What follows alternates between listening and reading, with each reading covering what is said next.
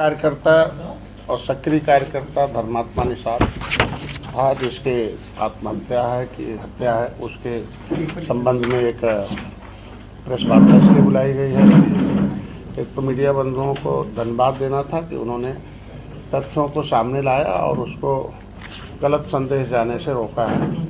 और कुछ social media पर कुछ लोगों ने जो पहले से पार्टी विरोधी गतिविधियों में शामिल थे, उन लोगों ने उसको एक तो मेरा समाज कमज़ोर है और पढ़ा लिखा कम है, उसको गलत मैसेज देने का काम किया गया। तो उस पर तथ्यों के आधार पर जो भी था, मीडिया बंधुओं के माध्यम से हम अपने जनता, अपने समाज को, देश को, सरकार को भी, और जो एजेंसियां हैं स्वतंत्र, जो हमारे संविधान में व्यवस्था दी गई है, उसको हम जो है उसको आपके माध्यम से, प्रेस वार्ता के माध्यम से पहुंचाने का प्रयास किया जाएगा। जो सही होगा वो तो जांच का विषय है। कल दिनांक 16/2/2025 को दिन रविवार को निषाद पार्टी के कार्यकर्ता धर्मात्मा निषाद की आत्महत्या का जो प्रकरण सोशल मीडिया पर सामने आया है, साथ ही आत्महत्या प्रकरण में मेरे और मेरे परिवार पर कई तथ्यहीन और व्यर्थहीन आरोप लगाए गए हैं। मैं हमेशा से पक्षधर रहा हूँ कि जीवन अनमोल है, उसको अपने परिवार और समाज सेवा में लगाए रखना चाहिए। कल से लेकर आज तक न जाने कितने आरोप प्रत्यारोप मेरे और मेरे परिवार के ऊपर, पार्टी पर लगाए जा रहे हैं। साथ ही एक तरफा मीडिया ट्रायल भी मेरे और मेरे परिवार के लिए किया गया। लेकिन मैं लखनऊ के वरिष्ठ और आप सभी पत्रकार सहयोगियों का भी धन्यवाद देता हूं, जिन्होंने संयम और धैर्य का परिचय देते हुए मेरे और मेरे परिवार का चरित्र हनन होने से रोका है। तो इस तरीके से उन लोगों ने गलत मैसेज डाले थे।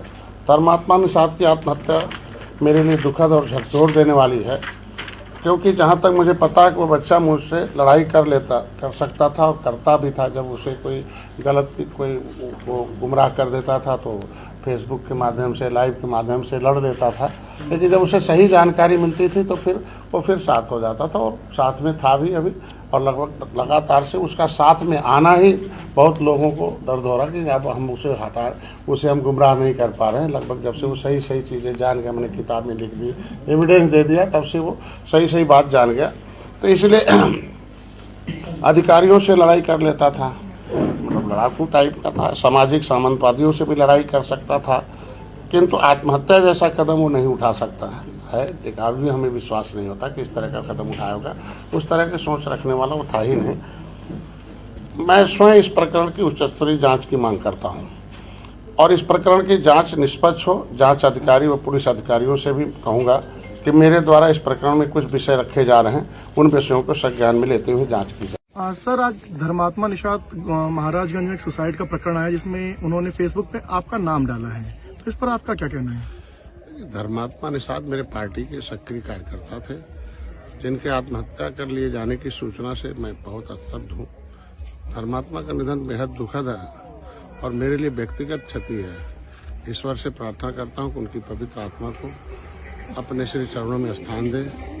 मैंने हमेशा धर्मात्मा जी का अपने स्तर से हर संभव सहयोग किया है, लेकिन इस दौरान धर्मात्मा निषाद के सोशल मीडिया अकाउंट से मेरे और मेरे परिवारजनों के खिलाफ एक बेहद दुर्भाग्यपूर्ण और पूरी तरह से असत्य टिप्पणी की गई है।